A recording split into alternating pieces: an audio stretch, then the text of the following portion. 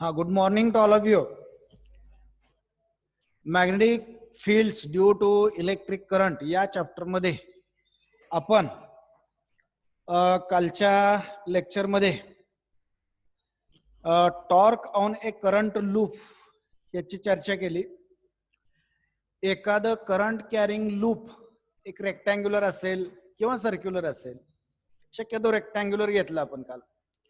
असं एखादं current carrying loop जर एक्सटर्नल मॅग्नेटिक फील्ड मध्ये आपण जर इंट्रोड्यूस केलं तर त्याच्या दोन साइडवर, त्या करंट लूपच्या दोन साइड्सवर असणारा मॅग्नेटिक फोर्स 0 असतो. राहिलेल्या दोन साइड ज्या परपेंडिक्युलर आहेत किंवा थिटा एवढा अँगल करून आहेत, याच्यावर असणारा जो या दोन साइड्सवर पडणारे जे फोर्स आहेत, मॅग्नेटिक फोर्स ऍक्ट होणारे, ते काय करतात, तीन अटी पूर्ण करतात. काल आपण बघितलं. एक तर नॉन कोलिनियर आहेतच, एका रेषेत नाहीत ते. त्याचबरोबर इक्वल मॅग्नेट्यूडचे आहेत आणि सगळ्यात महत्वाचं म्हणजे अपोजिट डायरेक्शन मध्ये आहेत. आणि त्यामुळं त्या कॉइलवर टॉर्क ऍक्ट होतो आणि तो त्या कॉइलला डिफ्लेक्ट करत असतो. आणि मग आपण तो टॉर्क कॅल्क्युलेट केला. काय? Torque equal to NIA B sine theta. आता NIA एवढ्याला ब्रॅकेट मी का घालतोय, तर NIA हा त्या लूपचा जो मॅग्नेट तयार होतो, त्या मॅग्नेटचे डायपोल मोमेंट असते. ते आपल्याला बघायचं आहे पुढं. डायपोल मोमेंट असते, म्हणून मी तेवढ्यालाच ब्रॅकेट घातलंय बघा. अशा पद्धतीनं एवढा टॉर्क त्या कॉइलवर ऍक्ट होतो, अशी चर्चा आपण काल केली. आता तुम्ही म्हणाल कशाला ही चर्चा करायची, कशाला टॉर्क बघायचा, तर याचाच उपयोग करून किंवा या तत्वावर आधारित एक अतिशय महत्वाचं इन्स्ट्रुमेंट आपण तयार केलंय आणि त्या इन्स्ट्रुमेंटला म्हणतात मुव्हिंग कॉइल गॅल्व्हनोमीटर, शॉर्ट मध्ये MCG असं म्हणतो. थोडंसं करंट इलेक्ट्रिसिटी चॅप्टर मध्ये आपण थोडीशी चर्चा याची केलेली आहे, फार डिटेल मध्ये गेलो नाही, पण थोडीशी चर्चा केली. MCG म्हणतात, मुव्हिंग कॉइल गॅल्व्हनोमीटर. अशा पद्धतीनं हा मुव्हिंग कॉइल गॅल्व्हनोमीटर आपल्याला या तत्वावर काम करतो. आता हा गॅल्व्हनोमीटर तुम्ही म्हणाल कशाला वापरायचा आहे, तर याच गॅल्व्हनोमीटरचा ॲमीटर तयार केला जातो, म्हणजे करंट मेजर करण्याचं इन्स्ट्रुमेंट तयार केलं जातं. ते बघितले आपण मागच्या चॅप्टर मध्ये.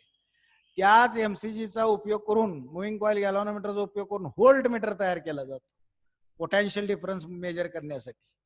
अशा पद्धतीनं एखाद्या सर्किट मधून जाणारा करंट किंवा एखाद्या सर्किटच्या 2 पॉइंट मध्ये असणारा पोटेन्शियल डिफरन्स किंवा बॅटरीच्या 2 पॉइंट मध्ये असणारा पोटेन्शियल डिफरन्स किती आहे हे मेजर करण्यासाठी आपल्याला या व्होल्टमीटर ॲमीटरचा उपयोग होतो. हे दोन्हीच्या दोन्ही तयार केले जातात मुव्हिंग कॉइल गॅल्व्हनोमीटर.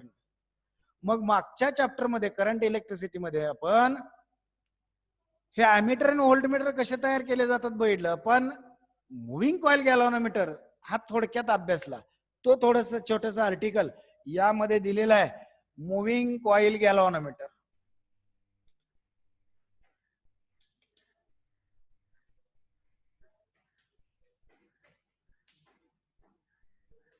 त्याला शॉर्ट मध्ये MCG म्हणूया. किंवा काही जण असंही म्हणतात बरं का, permanent magnet moving coil. Permanent magnet moving coil, बघा शॉर्ट फॉर्म काय होतं, PMMC. असं का म्हणतात याचं कारण पण सांगतो तुम्हाला. कारण काय काय इन्स्ट्रुमेंट अजून दुसऱ्या प्रकारचे आहेत, यामध्ये कॉइल असते परमनंट, कॉइल परमनंट असते, पण मॅग्नेट मुव्हिंग असतो. मॅग्नेट कसा असतो, मुव्हिंग असतो. म्हणजेच moving magnet permanent coil, moving magnet permanent coil, PMMPC म्हणा किंवा PC अगोदर घेतलं, permanent coil moving magnet, PCMM. अशा पद्धतीचे सुद्धा डिव्हाइस आहेत. म्हणून काही जण या MCG ला, मुव्हिंग कॉइल गॅल्व्हनोमीटरला, PMMC म्हणजेच permanent magnet moving coil galvanometer असंही म्हणतात. आता थोडस याचे डेफिनेशन करूया अगोदरच. कशासाठी वापरता तुम्ही? यामध्ये कॉइल असते, ती मुव्हिंग असते म्हणजे डिफ्लेक्टिंग असते. या कॉइलच्या डिफ्लेक्टिंग अँगलच्या स्वरूपात म्हणजे कॉइलच्या डिफ्लेक्शनच्या स्वरूपात तुम्ही एखादा करंट किंवा पोटेन्शियल डिफरन्स मेजर करू शकता. म्हणून डेफिनेशन मध्ये आपण असं घेऊया, a device in which MCG is used to measure either current or potential difference in the form of deflection of coil. In the form of deflection of coil is called permanent magnet moving coil galvanometer किंवा MCG, moving coil galvanometer. बघा definition. A device in which MCG is used to measure current or potential difference in the form of deflection of coil is called MCG. Definition नाही बरं का पुस्तकात अशी definition, पण तुम्हाला पहिल्या पॅरेग्राफ मध्ये जे सगळं दिलंय त्याच्यावरून मी डेफिनेशन केलेले आहे, लक्षात घ्या. किंवा अशी सांगता येऊ शकेल डेफिनेशन की MCG चा उपयोग करंट किंवा व्होल्टेज मेजर करण्यासाठी केला जातो कॉइलच्या डिफ्लेक्शनच्या स्वरूपात, त्याला म्हणायचं MCG. डेफिनेशन लक्षात आली. आता कन्स्ट्रक्शन. कन्स्ट्रक्शन मध्ये आपण जर विचार केला तर दोन प्रकारचे MCG तयार होतात. एकाला म्हणतात सस्पेंडेड टाईप, बघा, एकाला म्हणतात suspended type MCG, suspended type MCG. आणि दुसऱ्याला म्हणतात, दोन्ही मी घेणार आहे कारण पुन्हा त्यातलं डिस्टिंग्विश वगैरे हे पण विचारलं जाईल जरी पुस्तकात दिलं नसलं तरी सुद्धा. आणि मग दुसऱ्याला म्हणतात pivoted type. Pivoted type MCG, pivoted type MCG. अशा पद्धतीनं दोन प्रकारचे गॅल्व्हनोमीटर. उदाहरण सांगतो तुम्हाला. सस्पेंडेड टाईप तुम्ही अजून बघितला नसेल कारण 12वीच्या पुढे तो वापरतात. पुढच्या इंजिनिअरिंगला किंवा FY SY TY ला गेला तर तुम्हाला सस्पेंडेड टाईप, त्याला बॅलास्टिक गॅल्व्हनोमीटर म्हणतात. याचं उदाहरण बॅलास्टिक गॅल्व्हनोमीटर, बॅलास्टिक गॅल्व्हॅनो. आणि ह्याचं उदाहरण तुम्ही टेबलवर वापरताय ते गॅल्व्हनोमीटर, ॲमीटर, व्होल्टमीटर टेबलवर वापरता. ओहम्स लॉ वगैरे हे करताना व्होल्टेज मोजण्यासाठी, करंट मोजण्यासाठी टेबलवर ठेवता का नाही, असं एवढं बॉक्स असतं, मीटर असतो पुढं, त्याच्यात करंट व्होल्टेज मोजू शकता. किंवा नुसता गॅल्व्हनोमीटर असतो, इकडं 30 डिव्हिजन, इकडं 30 डिव्हिजन, डिफ्लेक्शन, मध्ये 0 असतो. व्होल्टमीटर ॲमीटरचा साईडला 0 असतो. अशा पद्धतीनं तुम्ही जो वापरता टेबलवर त्याला टेबल गॅल्व्हनोमीटर म्हणतात. ते उदाहरण आहे बघायचं. टेबल गॅल्व्हनोमीटर, टेबल गॅल्व्हनोमीटर हे याचं एक्झाम्पल आहे. आता हा जो बॅलास्टिक गॅल्व्हनोमीटर आहे याचं कन्स्ट्रक्शन बघा अगोदर. यामध्ये एक आयर्नची कोर असते, हे लक्षात घ्या. आयर्नची कोर सिलेंड्रिकल स्वरूपाची. सिलेंड्रिकल म्हणजे हा खडूचा, सांगितलं तुम्हाला मागच्या चॅप्टर मध्येच, हा खडूचा शेप आता दिसतोय ना तुम्हाला, सिलेंडर. अशा पद्धतीच्या सिलेंडर शेप्ड आयर्न, सॉफ्ट आयर्नचा तयार केलेला. सॉफ्ट आयर्न म्हणजे फेरोमॅग्नेटिक मटेरियल, म्हणजे मॅग्नेटिक फील्डला स्ट्रॉंगली रिस्पॉन्स देणारं मटेरियल. अशा पद्धतीची एक सिलेंड्रिकल कॉइल असते, सिलेंड्रिकल कोर असते, त्याला कोर म्हणायचं. त्याला म्हणायचं कोर. नावानंतर लिहितो सगळे, सांगता सांगताच कोर म्हणायचं. आता या कोअरवर काय असतं तर अतिशय लाईट वेट अशा स्वरूपाचं एक छोटीशी रेक्टँग्युलर फ्रेम असते. फ्रेम हे बघा, रेक्टँग्युलर फ्रेम हे बघा इथं या कोअरवरच ऍडजस्ट केलेली असते. रेक्टँग्युलर फ्रेम PQRS असं नाव देत. रेक्टँग्युलर फ्रेम या सिलेंडरवरच अशी टाकलेली असते. सिलेंडरवर चौकोनी फ्रेम अशी या सिलेंडरवर. आता ती फ्रेम कशासाठी वापरतात लाईट वेट? एक कॉपर वायर घेतात, अतिशय स्मॉल गेज असणारी कॉपर वायर घेतात आणि त्या कॉपर वायरला कोटिंग असतं वर. आपल्या प्लास्टिकचं नव्हे, आपल्या वायर सारखं प्लास्टिकचं नव्हे, नॉन मेटल अशा स्वरूपाचं कोटिंग असतं. त्यामुळे त्या वायर मधून जाणारा करंट बाहेर आपल्याला जाणवत नाही किंवा त्याला शॉक ही बसत नाही. अशा पद्धतीने एक नॉन मेटॅलिक कोटिंग असणारी कॉपर वायर घेतात. अतिशय बारीक असते आणि अगदी केसापेक्षा बारीक असते. इतकी बारीक ती कॉपर वायर. त्या कॉपर वायरचा एक टर्न मी घेतला बाजूला, बघा एक टर्न बाजूला घेतला, म्हणजे एक एंड बाजूला घेतला आणि तो कॉपर वायरचे टर्न्स ह्याच्यावर टाकायचे, ह्याच्यावर गुंडाळायचे त्या चौकोनी ह्याच्यावर कॉपर वायर. आणि मग आपल्याला पाहिजे तेवढे टर्न्स टाकायचे. 100, 1000, 10,000, 1,00,000 जेवढे काय असतील ते टर्न्स त्याच्यावर टाकायचे. number of turns, several number of turns you are going to make on this lightweight rectangular frame.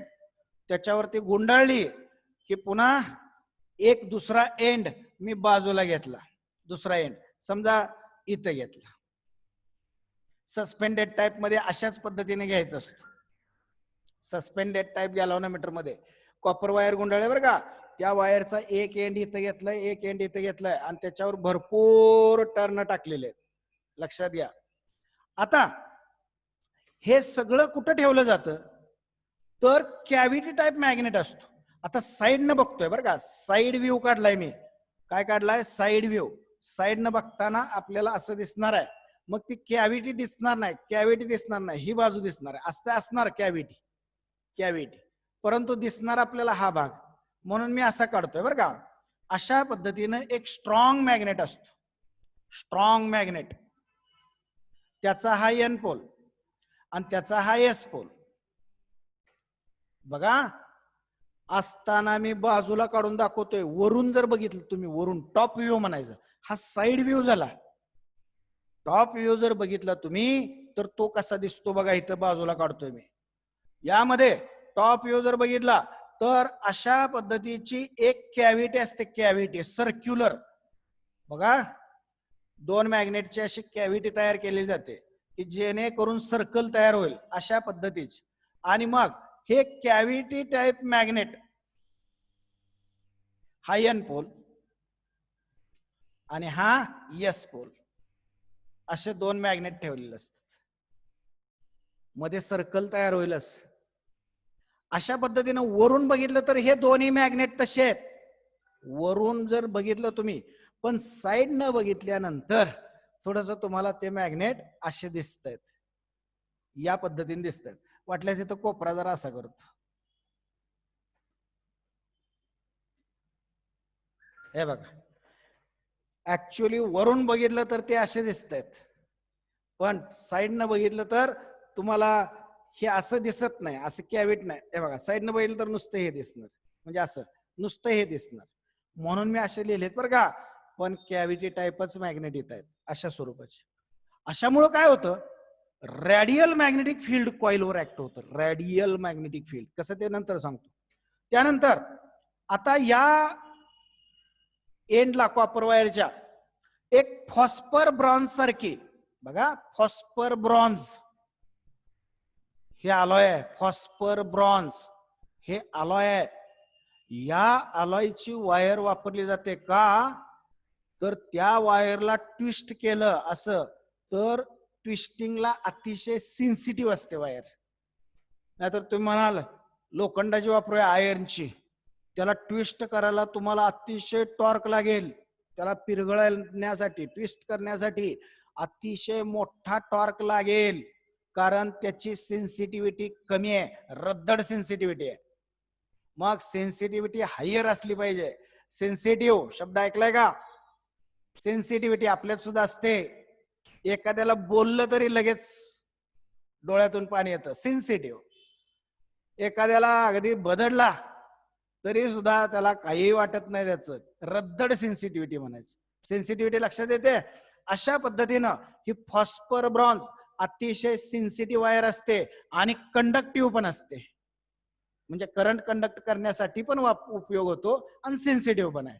आणि मग या वायरचा एक टोक या कॉइलला जोडलं, या कॉइलचा पासून ही वायर आणली आणि या ठिकाणी एक रिजिड सपोर्ट तयार केला. आणि नुसतं तेवढं करायचं नाही, त्या रिजिड सपोर्टला ती वायर जोडून दुसरा टोक त्याचं करंट कंडक्शनसाठी घ्यायचं आहे. म्हणजे करंट आपल्याला इथं पोहोचवायचं आहे, हे लक्षात घ्या. त्यासाठी एक वायर त्याला जोडली जाते, सस्पेंड तर केलेलीच आहे या रिजिड सपोर्टला. त्यानंतर खालच्या बाजूला आता हे वायर इकडून करंट घेऊन येणार, कॉइल मधून फिरणार, तो करंट बाहेर घेऊन गेला पाहिजे, त्यासाठी हा एंड दुसऱ्या एका वायरला जोडला जातो. अशा पद्धतीनं फॉस्फर ब्रॉन्झ वायरचे दोन उपयोग. एक, सेन्सिटिव्ह सस्पेन्शन द्यायचं, सेन्सिटिव्ह सस्पेन्शन, आणि दुसरा कॉइलकडे करंट पण घेऊन जायचं. अशी दोन कामं ही फॉस्फर ब्रॉन्झ वायर करते. अजून अजून ह्याच्यावर एक अतिशय लाईट वेट, सर्क्युलर स्वरूपाचा अतिशय लाईट वेट असा मिरर एक ऍडजस्ट केलेला असतो. हे बघा मिरर, त्याला मी एम नाव देतो. हा मिरर, आरसा, आरसा आपला तुम्ही रोज भांग पाडायला वापरता तो आरसा, तुम्ही म्हणतोय मी नव्हे. अशा पद्धतीनं एक मिरर असा ऍडजस्ट केलेला असतो, या ठिकाणी चिटकवलेला असतो त्या फॉस्फर ब्रॉन्झ वायरवर. हा मिरर झाल्या बघा. हे construction of suspended type moving coil galvanometer म्हणजेच बॅलास्टिक गॅल्व्हनोमीटर हा झाला बघा. आणि हा एका छोट्याशा देवळासारखा अशा शेपच्या एका कॅव्हिटी मध्ये असा फिट केलेला असतो आणि समोर काच असते, लक्षात घ्या एवढी काच असते, काच. आता कशासाठी? ते भिंतीवर फिट करतात. भिंतीवर हा सस्पेंडेड टाइप बॅलास्टिक गॅल्व्हनोमीटर ठेवलेला असतो आणि त्या गॅल्व्हनोमीटर पासून 1 मीटर अंतरावर, म्हणजे टेबल एक टाकायचं तिथं आणि 1 मीटर अंतरावर मोजण्यासाठी लॅम्प स्केल अरेंजमेंट असते. लॅम्प स्केल अरेंजमेंट बघा, त्यामध्ये एक स्टँड असतं, स्टँड. लॅम्प स्केल अरेंजमेंट बघा, एक स्टँड असतं, हे एक स्टँड. त्या स्टँडवर या ठिकाणी तिरक्या स्वरूपाचा असा एक लॅम्प असतो, लॅम्प.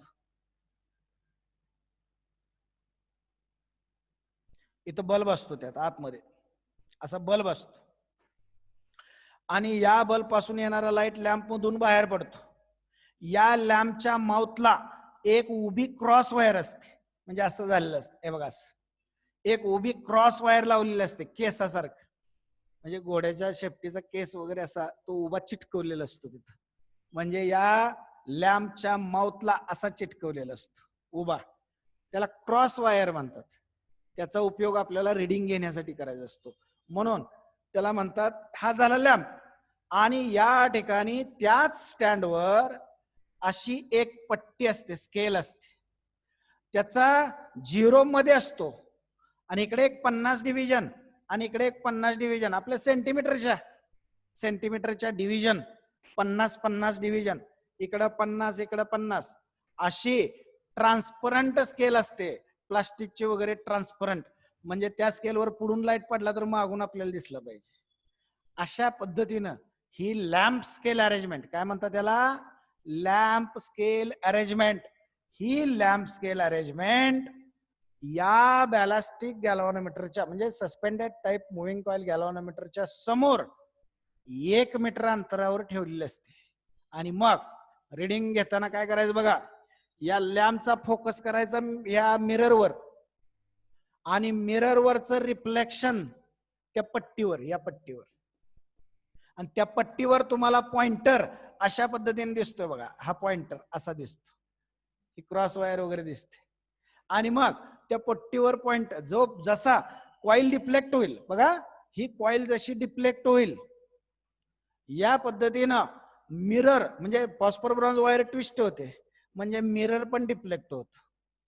आणि मग मिरर डिफ्लेक्ट झाला की हा पॉइंटर या पट्टीवर इकडे तिकडे जात असतो. आणि मग तो कितीला आहे बाबा, 0 पासून 20 सेंटीमीटरला आहे, 0 पासून बाबा या बाजूला 10 सेंटीमीटरवर आहे, किंवा 12 सेंटीमीटरवर आहे. अशा पद्धतीनं तुम्हाला ही separate lamp scale arrangement measurement साठी वापरलेली असते. याला म्हणायचं बॅलिस्टिक गॅल्व्हनोमीटर. व्यवस्थित समजलं का? एवढं डिटेल पुस्तकात नाही, नाहीतर तुम्ही म्हणाल लक्ष द्या, तुम्ही म्हणाल आम्ही वाचून करू, एवढं लक्षात येत नाही बाळांनो. समजलं का हे? आता तुम्हाला मी म्हणलं या कॉइलवर रेडियल मॅग्नेटिक फील्ड ऍक्ट होत असत, रेडियल. आता रेडियल कसं बघा, ही कॉइल बरोबर या कॉइलचा जो ऍक्सिस असतो, कॉइलचा ऍक्सिस म्हणजे कॉइल PQ RHच्या, PQच्या सेंटर RHच्या PQ आणि SRच्या सेंटर मधून जाणारी आणि त्या कॉइलच्या प्लेन मध्येच असणारी एक लाईन म्हणजे त्या कॉइलचा ऍक्सिस. आणि हा कॉइलचा ऍक्सिस कायम या मॅग्नेटिक फील्डला परपेंडिक्युलर राहावा. आणि मग ही कॉइल कुठे ऍडजस्ट केलेली असते बघा, हा जो ऍक्सिस आहे तो ऍक्सिस कॅव्हिटी टाइपच्या मॅग्नेटचा बरोबर सेंटर. मग ही सर्कल तयार होते, इथं सर्कल तयार होतं, या सर्कलच्या बरोबर सेंटरला तो ऍक्सिस पाहिजे. हे बघा हा कॉइलचा ऍक्सिस.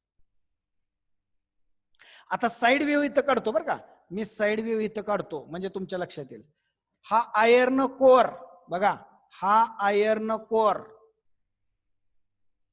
टॉप व्ह्यू वरून बघताय, हे बघा आयर्न कोर, ही आयर्न कोर आहे की नाही, ह्याचा हा टॉप दिसतोय तुम्हाला, सर्कल दिसतंय आयर्न कोरचा.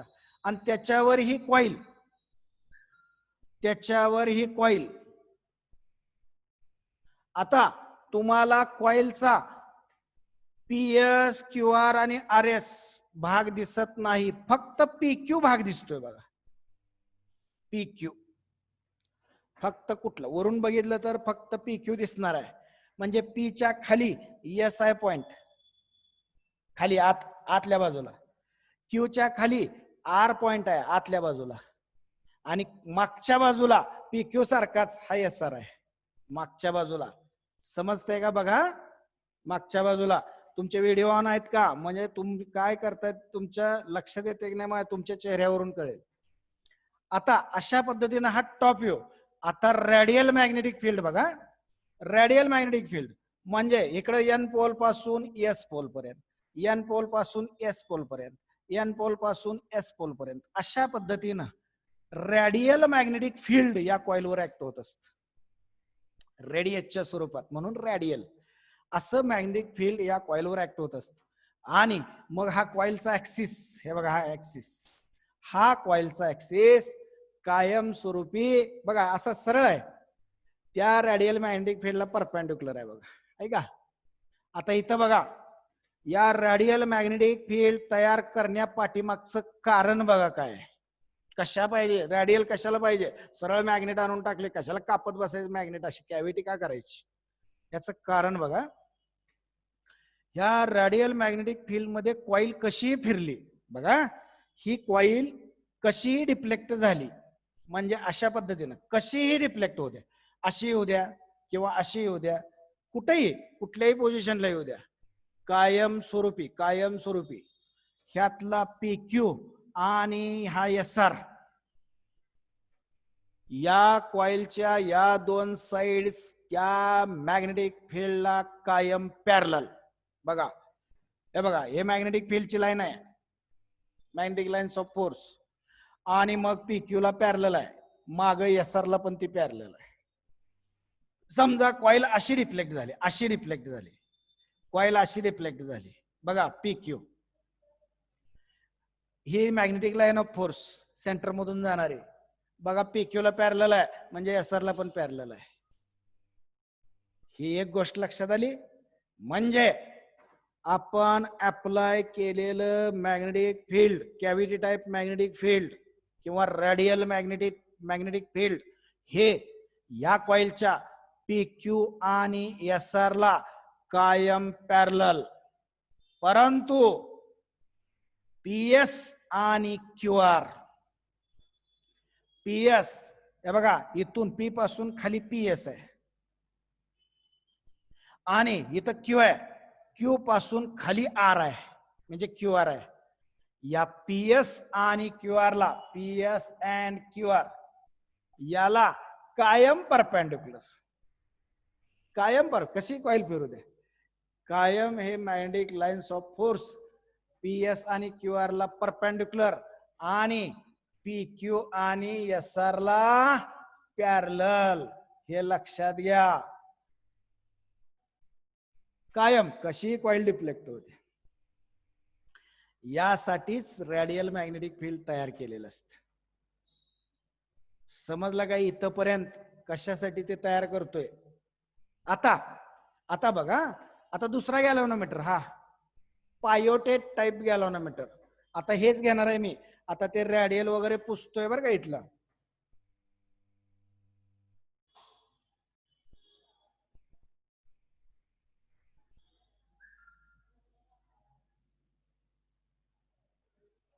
बघा आता टेबल गॅल्व्हनोमीटरचा टॉप व्ह्यू बघतोय आपण. टेबल गॅल्व्हनोमीटरचा हे बघा, हे आयर्न कोर मागा आहे सिलेंडर. हे बघा हा सिलेंडर असा केलाय, असा. त्याच्यावर रेक्टँग्युलर कॉइल PQRS, ही रेक्टँग्युलर कॉइल. त्यातला फक्त PQ भाग तुम्हाला दिसतोय, PQ भाग तुम्हाला दिसतोय. मग आता तुम्ही म्हणाल याला सस्पेंड कुठे केली कॉइलला? कॉइलला सस्पेंड नाही केली, कॉइलला पायोट केली. सस्पेंड म्हणजे टांगून ठेवणे आणि पायोट म्हणजे तरवून ठेवणे. मग तरवून ठेवण्यासाठी दोन स्प्रिंग, त्या पण सेन्सिटिव्ह असतात बरं का. दोन स्प्रिंग असतात, स्प्रिंगा स्पायरल स्प्रिंग आहे बघा असल्या. अशा पद्धतीनं दोन स्पायरल स्प्रिंग असतात आणि त्याचा हा सेंटर इथं कॉइलच्या सेंटरला बरोबर स्टिक केलेला असतो, चिटकवलेला असतो. आणि त्या स्प्रिंगचा हा बाहेरचा भाग त्या वरच्या बॉडीला, तुम्ही टेबल गॅल्व्हनोमीटर बघितले ना, त्याच्या वरच्या बॉडीला स्टिक केलेलं असतं. म्हणजे इथं स्प्रिंग आहे, लक्षात घ्या. हे बघा ही स्प्रिंग आहे, हे बाहेरचा एंड स्टिक केला आपण बाहेरच्या बाजूला. अशी वर एक स्प्रिंग असते, स्पायरल स्प्रिंग. आता पुसतोय बरं का. वर एक स्प्रिंग असते आणि खालच्या बाजूला एक स्प्रिंग असते. इथं एक स्पायरल स्प्रिंग, इथं वरच्या बाजूला स्पायरल स्प्रिंग आणि इथे एक खाली स्पायरल स्प्रिंग. मी इथं बाजूला काढून दाखवतोय. डायग्राम दिसत नाही वाटतं? हा दिसतोय. आता बघा मी हे टॉप व्ह्यू त्याचा बरं का, त्याचा टॉप साइड व्ह्यू काढतोय. हे रेक्टँग्युलर आणि इथे एक स्प्रिंग अशी आणि खालच्या बाजूला एक स्प्रिंग. अशा पद्धतीनं दोन स्पायरल स्प्रिंग्स, हा बस दोन स्पायरल स्प्रिंग्स, एक वरच्या बाजूला आणि एक मागच्या बाजूला. अशा पद्धतीनं वरच्या आणि खालच्या बाजूला दोन स्पायरल स्प्रिंग्स आपण, असू दे काय करू नका, अहो रेकॉर्ड चालू आहे. दोन स्पायरल स्प्रिंग्स अशा पद्धतीनं वर आणि खाली, म्हणजेच इथं पुढच्या बाजूला आणि मागच्या बाजूला आणि त्या बॉक्सच्या बेसला त्याचा बाहेरचा एंड त्या स्प्रिंगचा चिटकवलेला असतो आणि कॉइलला सेंटरचा. त्यानंतर दुसऱ्या स्प्रिंगचा मागच्या बाजूला कॉइलला सेंटर आणि बाहेरचा एंड त्या बॉक्सला स्टिक केलेला असतो परमनंटली स्वरूपात. हा झाला बघा पायोटेट टाइप मुव्हिंग कॉइल गॅल्व्हनोमीटर. मग आता तुम्ही माझ्या एका प्रश्नाचं उत्तर लिहून तयार ठेवायचं आहे. उद्या आपण ह्याच्यात चर्चा करायची आहे. डिस्टिंग्विश. आणि दुसरी गोष्ट, थांबा, तुम्ही म्हणाल आता स्केल, ह्याला लॅम्प स्केल अरेंजमेंट असते, सेपरेट लॅम्प स्केल अरेंजमेंट. आणि ती स्केल सुद्धा सरळ असते, सरळ म्हणजे लिनियर असते. लिनियर स्केल म्हणजे सरळ स्केल, स्ट्रेट लाईन स्केल. पण यात कसं असतं बघा, याच्यात या कॉइलच्या या सेंटरला पॉइंटर लावलेला असतो, पॉइंटर असतो, पॉइंटर. आणि तो पॉइंटर एका अँग्युलर स्केलला कॅलिब्रेट केला जातो. अँग्युलर स्केल, अशा पद्धतीचं अँग्युलर स्केल असतं. मग या गॅल्व्हनोमीटर मध्ये समजा मध्ये 0 आहे, मग 1 2 10 20 30, इकडं पुन्हा इकडं 30, अशा पद्धतीचं डिफ्लेक्शन. किंवा इकडं 0 असेल तर मग 10 20 30 40 50 60 70 जे काय असेल, अशा पद्धतीनं अँग्युलर स्केल असतं. आणि त्या बॉक्समध्येच असतं, तिथंच वरच्या बाजूला तुम्ही बघता की गॅल्व्हनोमीटर, व्होल्टमीटर, अॅमीटर, स्पीडोमीटर गाडीचा. अशा पद्धतीनं तो पॉइंटर, कॉइल डिफ्लेक्ट झाली की पॉइंटर अशा पद्धतीने हलत असतो. हे झालं कन्स्ट्रक्शन ऑफ टेबल गॅल्व्हनोमीटर, म्हणजेच पायोटेड टाइप गॅल्व्हनोमीटर. आणि हे झालं कन्स्ट्रक्शन सस्पेंडेड टाइप गॅल्व्हनोमीटर. पण दोघांचं वर्किंग मात्र एकच बरं का बाळांनो. जरी कन्स्ट्रक्शन वेगवेगळं असलं तर वर्किंगचं तत्व, वर्किंगचं प्रिन्सिपल मात्र सेमच असतं, हे लक्षात घ्या. मग आता तुम्हाला क्वेश्चन सांगतो. आता सगळं सांगितलंय, angular scale, linear scale, separate lamp scale arrangement, pointer on the coil. त्यानंतर मिरर आणि फॉस्फर ब्रॉन्झ वायर. इथं तसलं काही नसतं, इथं पायोट केलेलं असतं स्प्रिंगानं, इथं सस्पेंड केलेलं असतो फॉस्फर ब्रॉन्झ वायर आणि त्याच्यावर असतो मिरर. ह्या सगळ्या गोष्टी मला एक कमीत कमी 4 मुद्दे पाहिजेत बघा, किंवा 5 मुद्दे पाहिजेत डिस्टिंग्विशनचे. डिस्टिंग्विश, क्वेश्चन लिहून घ्या. डिस्टिंग्विश बिटवीन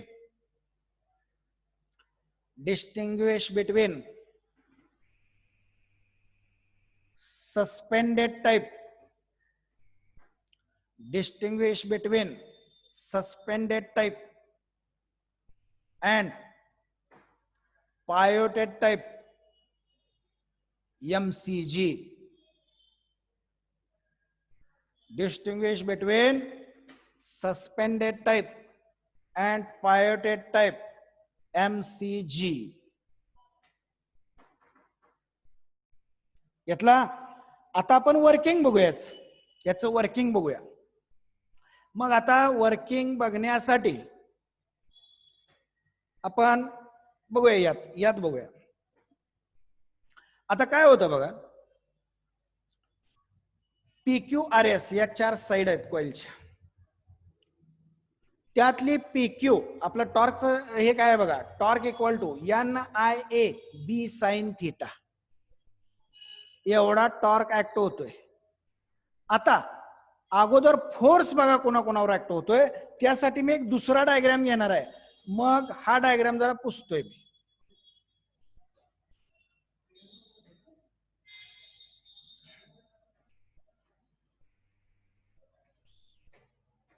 बघा, आता समजा हे रॅडियल मॅग्नेटिक फील्ड मी इथे घेतलं या डायरेक्शन मध्ये,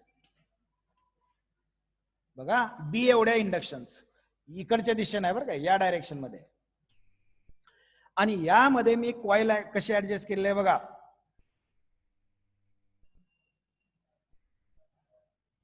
बघा PQRS.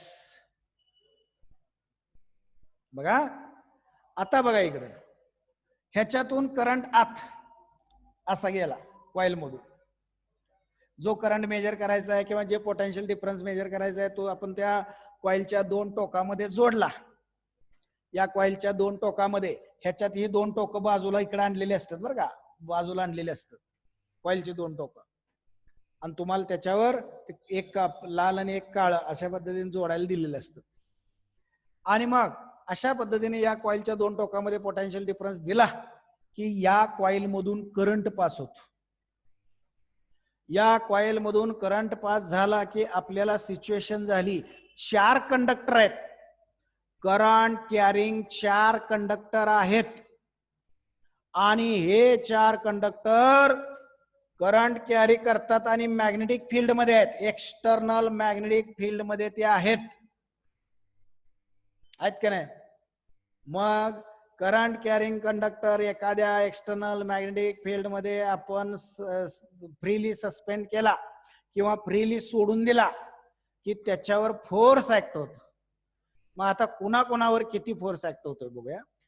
हे अंतर समजा बी आहे, म्हणजे या कॉइलचा विड्थ बी आहे आणि याची लेंथ समजा एल आहे, पी एस आणि क्यू आर ची लेंथ एल आहे. आता पहिल्यांदा मी घेतोय कंडक्टर पी क्यू, यातून जाणारा करंट क्यू टू पी आहे आणि magnetic field P to Q आहे. बघा मॅग्नेटिक फील्ड या दिशेने आणि करंट बरोबर अपोजिट आहे. मग मॅग्नेटिक फील्ड आणि करंट यांच्यामध्ये 180 डिग्रीचा अँगल आहे, 180 डिग्री. आणि मग ह्याच्यातला फोर्स आपण इक्वेशन काढलंय, F equal to force, magnetic force equal to BIL sine theta, BIL sine theta. काढलं की नाही, इक्वेशन तयार केलंय आपण मागच्या आर्टिकल मध्ये. आता इथं बघा एल म्हणजे PQ ची लेंथ किती आहे, बी म्हटलंय मी, SR ची PQ ची लेंथ बी आहे. मग इथं स्मॉल बी घेतो. करंट किती आहे, सगळ्यामधून जाणारा करंट आयचा आहे. बाहेरचं मॅग्नेटिक फील्ड किती आहे, सगळ्यासाठी बीच आहे. आता थीटा महत्वाचा. हा थीटा आता बी आणि PQतला करंट यांच्यामध्ये थीटा आहे 180 डिग्री. मग साइन 180 किती, 0. साइन 180 म्हणजे 0 झाला. म्हणजे याच्यावर पडणारा फोर्स 0 कुठल्याही कॉइल डायरेक्शन मध्ये असली तरी. बघा PQ कायम पॅरलल राहतोय मॅग्नेटिक फील्ड लाईनला, कारण रेडियल मॅग्नेटिक फील्ड आहे अशा स्वरूपाचं. मग PQ कायम पॅरलल राहतोय म्हणजे PQ वर ऍक्ट होणारा फोर्स 0 झाला. हे एक झालं, म्हणजे PQचा विषय सोडून देतो. आता SRचा बघा, SR हा कंडक्टर घेतला. SR मधला करंट या डायरेक्शन मध्ये बघा, हे काय, आणि मॅग्नेटिक फील्ड पण त्याच डायरेक्शन मध्ये आहे, म्हणजे त्या दोघांच्या मधला अँगल झाला 0 डिग्री. किती झाला अँगल, 0. आणि साइन 0 म्हणजे 0, म्हणजे SR वर सुद्धा पडणारा फोर्स 0 आहे कायमस्वरूपी, कारण SR is always parallel to radial magnetic field, external radial magnetic field. या कॅव्हिटी टाइप मॅग्नेटचं मॅग्नेटिक फील्ड याला SR पण कायम पॅरलल. मग ह्या दोघांचा विषय मिटला, म्हणजे PQ आणि SR यांच्यावर कुठलाही फोर्स नाही. मग मी इथं अशी काट मारतो PQ आणि SR ला. आता बघा, आता ही PS बघा, PS मधून जाणारा करंट खालच्या डायरेक्शन मध्ये, मॅग्नेटिक फील्ड या डायरेक्शन मध्ये, म्हणजे ते परपेंडिक्युलर झाले एकमेकाला. म्हणजे FM इक्वल टू BIL, याची लेंथ एलच आहे, साइन थीटा. जाणारा करंट आहे, बाहेरचं फील्ड बी आहे, याची लेंथ एल आपण घेतलेली आहे, साइन थीटा. आता थीटा किती, 90 डिग्री. करंट खालच्या दिशेने, मॅग्नेटिक फील्ड या दिशेने, म्हणजे थीटा झाला 90, साइन 91. म्हणजे याच्यावर BIL एवढा मॅक्झिमम फोर्स ऍक्ट होतो. आता तो कुठल्या डायरेक्शन मध्ये होतो हे थोड्या वेळानं बघूया. आता QR बघा, QR मधला करंट वरच्या दिशेनं, ठीक आहे, आणि बी या डायरेक्शन मध्ये, म्हणजे परत परपेंडिक्युलर. आणि मग अशा पद्धतीनं साइन थीटाची व्हॅल्यू परत 90 म्हटल्यावर 1, म्हणजे त्याच्यावर पण फोर्स BIL एवढाच ऍक्ट होतो. म्हणजे PS आणि QR या दोघांच्यावर मॅग्नेटिक फोर्स मॅक्झिमम स्वरूपात ऍक्ट होतोय दोघांवर पण, बरोबर. फक्त आता डायरेक्शन ठरवूया, आणि त्यासाठी मी तुम्हाला काल सांगितलंय लेफ्ट हँड रूल. बघा लेफ्ट हँड रूल कसा आहे. लेफ्ट हँडच्या middle finger, fore finger, thumb मी म्युच्युअली परपेंडिक्युलर अशा स्वरूपात स्ट्रेच केले. आता मिडल फिंगरच्या अलॉंग करंट बघा खालच्या दिशेने पीएस मधला करंट, पीएस वरचा फोर्स काढतोय, फोर्सची डायरेक्शन काढतोय आपण. Middle finger is in the direction of current. forefinger is in the direction of magnetic field. Thumb indicate the direction of force acting on PS. PS वर act होणारा force तुमच्या दिशेने आहे, तुमच्या दिशेने. मग ती दिशा मी इथं दाखवतो, करंट इथं दाखवतोय बरं का. मी या ठिकाणी ती डायरेक्शन दाखवतोय फोर्सची तुमच्या दिशेने, म्हणजे सर्कल मध्ये डॉट काढतोय. एफ एवढा फोर्स, किती बिल एवढा फोर्स याच्यावर तुमच्या दिशेने ऍक्ट होतोय.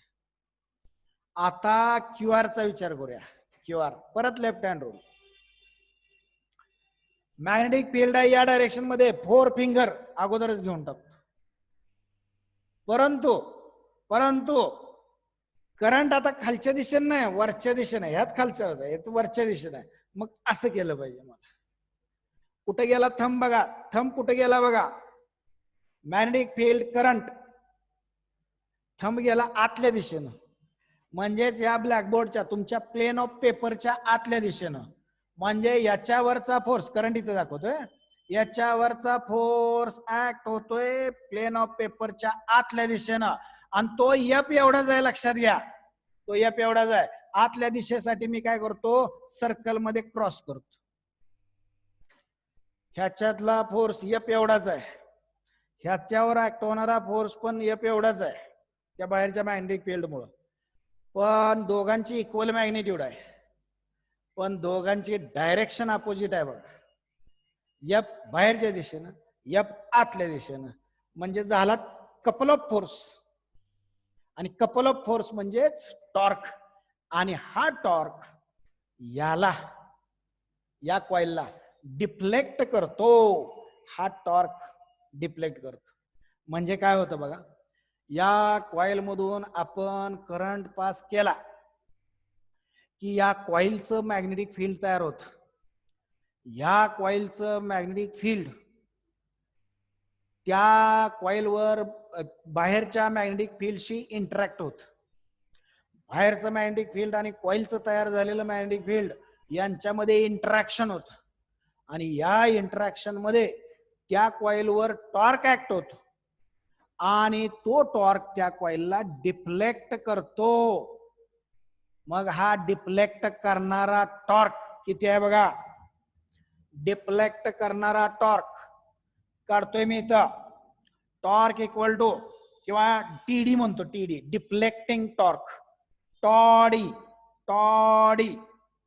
Equal to any one force म्हणजे एफ एम क्रॉस, किंवा इनटू मॅग्नेट्यूडच घेऊया, इनटू त्या दोन फोर्सेस मधलं सरळ अंतर बघा इथं.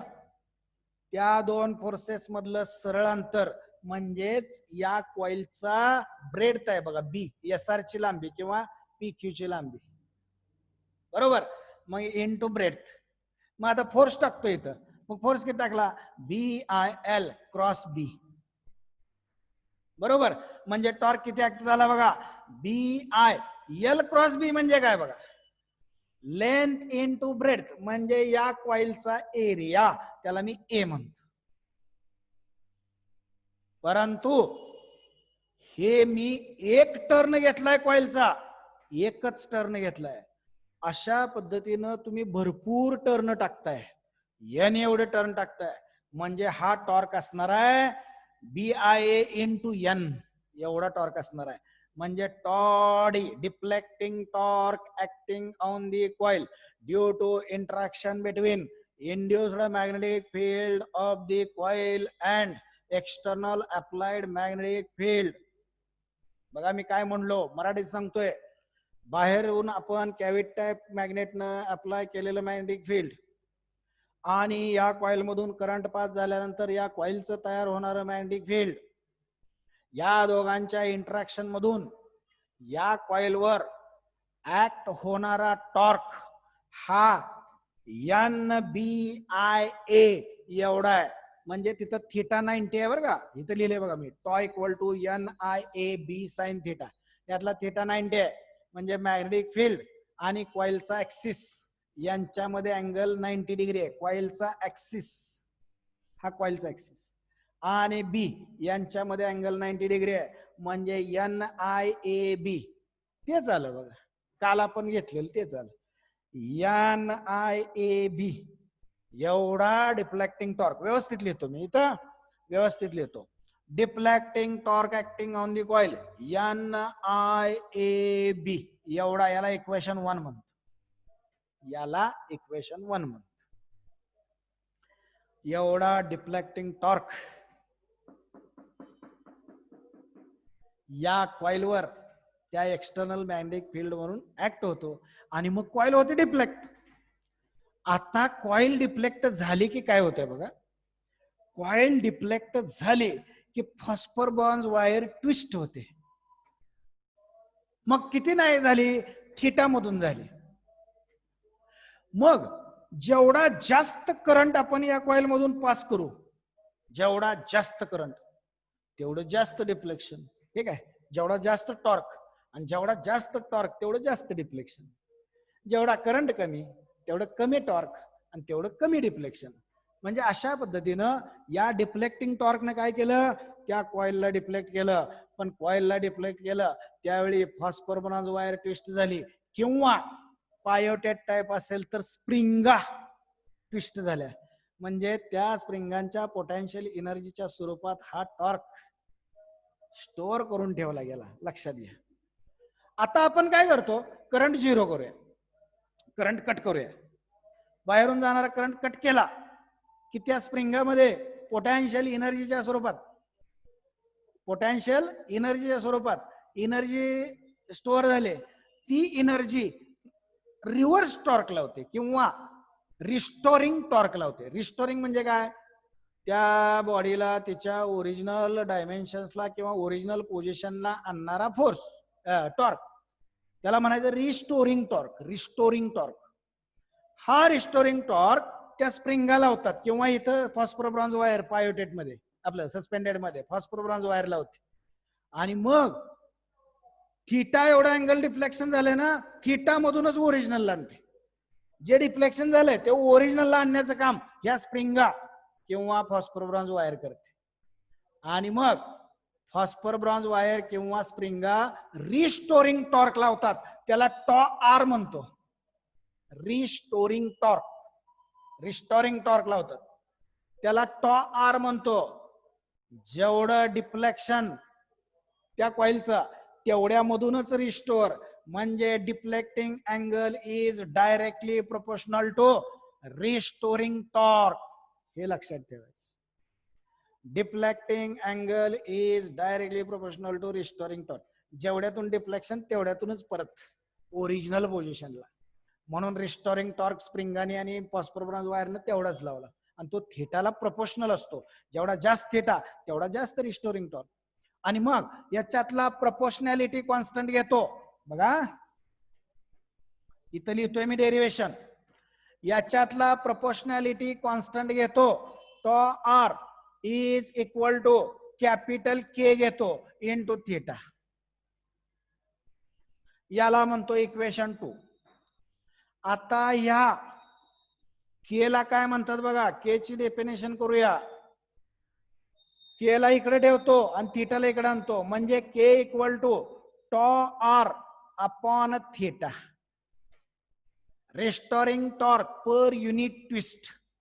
म्हणजे युनिट एकक वन अँगल ट्विस्ट करण्यासाठी, युनिट अँगलनं ट्विस्ट करण्यासाठी लागणारा टॉर्क, त्याला टोरायझनल कॉन्स्टंट म्हणतात.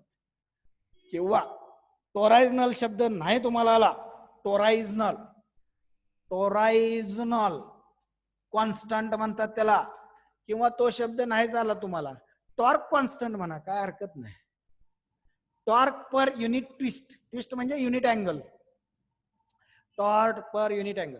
म्हणजे युनिट अँगल मधून त्या कॉइलला रिस्टोअर करण्यासाठी लागणारा टॉर्क हा के, त्याला म्हणतात टोरायझनल कॉन्स्टंट. डेफिनेशन बघा, the restoring torque per unit twist किंवा unit angle is nothing but torsional constant और टॉर्क कॉन्स्टंट याला म्हणतात. हे लक्षात घ्या. मग टॉर्क कॉन्स्टंट कुणाकुणावर डिपेंड आला रे? टॉर्क कॉन्स्टंट आला तुमच्या पायोट केलेल्या स्प्रिंगा, सेन्सिटिव्ह स्प्रिंगा त्याच्यावर डिपेंड आहे, किंवा सस्पेंड करण्यासाठी तुम्ही कुठली वायर वापरली मग सस्पेंडेड टाईप मध्ये, त्या सस्पेंडेड टाईपच्या सस्पेन्शन साठी जी काय वायर वापरली तुम्ही फॉस्फर ब्रॉन्झ, त्याच्यावर डिपेंड आहे. ती जर तुम्ही लोखंडाची वायर वापरली, आयर्नची वायर जर वापरली तर सेन्सिटिव्हिटी कमी, म्हणजे युनिट अँगल मधून त्याला ट्विस्ट करण्यासाठी लार्ज टॉर्क लागेल. युनिट अँगल मधून ट्विस्ट करण्यासाठी लार्ज टॉर्क लागेल, मग टोरायझनल कॉन्स्टंट लार्ज, म्हणजे सेन्सिटिव्हिटी रद्दी सेन्सिटिव्हिटी. पण फॉस्फर ब्रॉन्झ वायर अतिशय सेन्सिटिव्ह. तुम्हाला युनिट अँगल मधून फॉस्फर ब्रॉन्झ वायर ट्विस्ट करण्यासाठी कमीत कमी टॉर्क लागतो, म्हणजे टोरायझनल कॉन्स्टंट कमी असतो. तसंच ते फॉस्फर ब्रॉन्झ असू द्या नाहीतर या स्प्रिंगा असू द्या, स्प्रिंगा पण आलायचेच केलेले असतात, त्या स्प्रिंगा असू द्या, त्यांच्यावर हा टोरायझनल कॉन्स्टंट डिपेंड असतो. इथपर्यंत लक्षात आलं टोरायझनल कॉन्स्टंट डेफिनेशन सहित. आता इथं बघायचं, इथं इक्वेशन 1 बघायचं, इक्वेशन 2 बघायचं. इक्वेशन 1 मध्ये डिफ्लेक्टिंग टॉर्क आहे आणि इक्वेशन 2 मध्ये रिस्टोरिंग टॉर्क आहे. आणि मगापासून आपण म्हणतोय जेवढ्यातून डिफ्लेक्शन तेवढ्यातूनच रिस्टोर ओरिजिनलला येते. ओरिजिनल पॉईंट जेवढ्यातून हा पॉइंटर गेला झिरो, समजा 0 पासून इथं आलाय, करंट कमी केला की तो परत 0लाच येतो, परत 0लाच येतो. म्हणजे जेवढा डिफ्लेक्टिंग टॉर्क तेवढाच रिस्टोरिंग, जेवढा डिफ्लेक्टिंग टॉर्क तेवढाच रिस्टोरिंग टॉर्क. म्हणजे या ठिकाणी कंडिशन आपल्याला मिळाली tau R equal to tau D. Restoring torque equal to deflecting torque, किंवा उलट म्हणतो deflecting torque equal to restoring torque. मग डिफ्लेक्टिंग टॉर्क टाकतो N I A B. N म्हणजे कॉइल मध्ये असणाऱ्या नंबर ऑफ टर्न्स, आय म्हणजे त्या टर्न्स मधून जाणारा करंट, ए म्हणजे त्या कॉइलचा एरिया म्हणजे एका टर्नचा एरिया, आणि बी म्हणजे बाहेरून लावलेल्या कॅव्हिट टाइप मॅग्नेटचे मॅग्नेटिक इंडक्शन किंवा strength, is equal to K theta. आणि मग इथं आपल्याला इक्वेशन मिळालं I equal to K upon N B A किंवा N A B into theta. आता एकदा हा गॅल्व्हनोमीटर कन्स्ट्रक्ट केला की यातला स्प्रिंगा वापरल्या, फॉस्फर ब्रॉन्झ वापरली, टोरायझनल कॉन्स्टंट हा constant, number of turns constant, बाहेरचा कॅव्हिट टाइप मॅग्नेट एकदा टाकला त्याच्यात काय बदल करता येत नाही तो कॉन्स्टंट, आणि एकदा कॉइल तयार केली कॉइलचा एरिया पण कॉन्स्टंट. ह्या ब्रॅकेट मधलं सगळं कॉन्स्टंट आहे, खाली जागा आहे का? आहे. या ब्रॅकेट मधलं सगळं कॉन्स्टंट आहे, म्हणजे I is directly proportional to theta. याला म्हणायचं principle of working of MCG, moving coil गॅल्व्हनोमीटरचं वर्किंगचं तत्व, काम करण्याचं तत्व. I is directly proportional to theta.